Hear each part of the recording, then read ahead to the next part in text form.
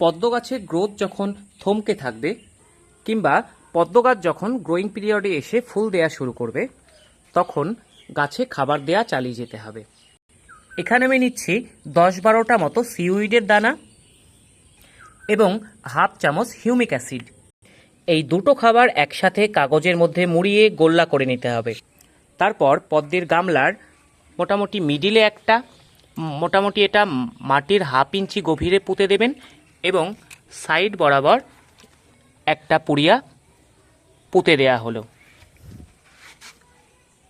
যদি বড় বা মাঝারি সাইজের গামলা হয় তাহলে গামলার দুদিকে দুটো খাবার আপনারা ব্যবহার করবেন বা খাবারের পুড়িয়া। অন্যদিকে যদি ছোট গামলা হয় তাহলে এই কাগজের একটা পুড়িয়া সহ খাবারই যথেষ্ট।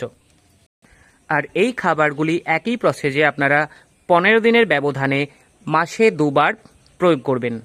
রাসায়নিক সারের মধ্যে এছাড়াও আপনারা এনপিকে 19-19-19 খাবারটিও পদ্ম গাছের জন্য ব্যবহার করতে পারেন।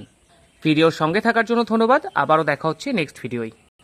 গার্ডেনিং সম্পর্কিত যাবতীয় আপডেট একটিও মিস করতে না হলে এই পেজ বা চ্যানেলটি ফলো বা সাবস্ক্রাইব করে সঙ্গে থাকুন।